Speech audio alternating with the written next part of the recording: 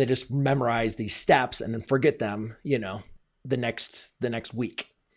All right, so then let's kind of go into like dividing. So, how does understanding dividing?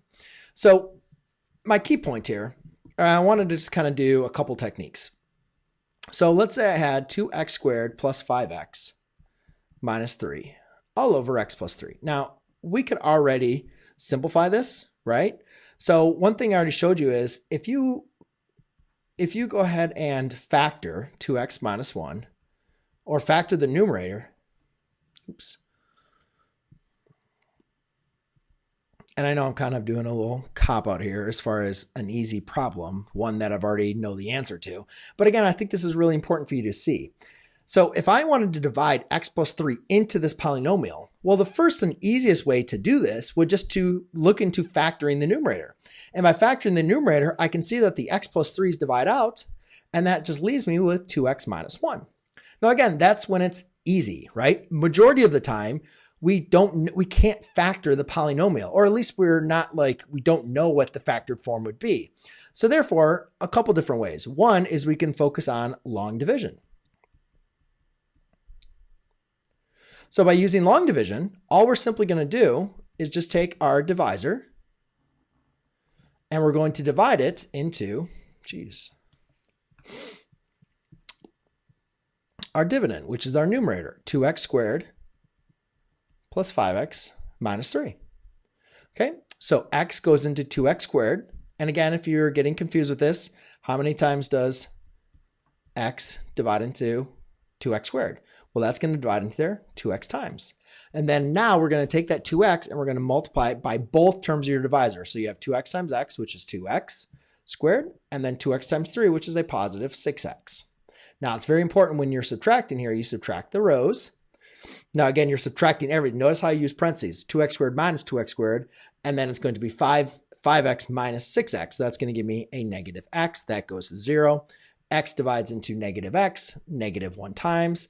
Now you multiply the negative 1 times both terms. So that becomes a negative x, and that becomes a negative 3.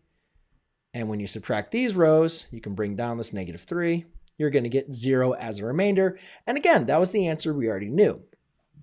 Now, the last technique that becomes a little easier for a lot of students because they have trouble with the long division. Now, it's really important. It's really helpful actually to remember. I think factoring is the easiest thing to do.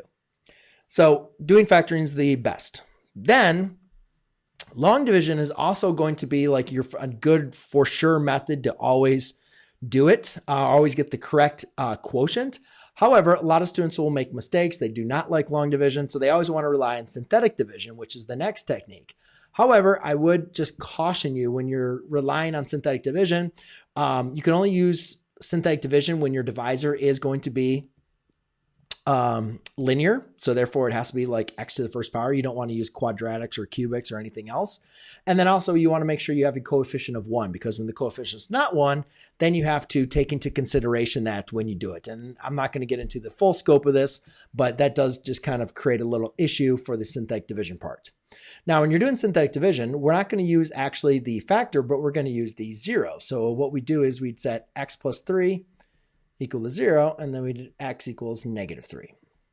So for synthetic division, what you do is you take the 0, which in this case is negative 3, and then you're going to take the coefficients of your dividend. So 5, 2, 5, and negative 3. And if you didn't have like an x here, you'd use 0 as the coefficient. Now again, we're going to bring down the 2. So you always bring down the first term, and then you multiply in the diagonals, add on the verticals. 2 times negative 3 is a negative 6. 5 plus negative 6 is negative 1. Negative 1 times negative 3 is a positive 3. Negative 3 plus 3 is 0. Now, again, the confusing part is, we like factoring because that just left us our answer. Long division, what's above here is going to be our answer. Synthetic division gives us this. So we have to kind of interpret what we're given here. So the last number here is going to be your remainder. This is your constant, and this is the coefficient of your linear term. So again, we can now rewrite our answer as 2x minus 1. So that is just kind of 3 different ways to kind of think about that. As far as dividing polynomials, typically factoring is going to be the easiest, but most of the problems you're not going to be used factoring because they're going to be ones that are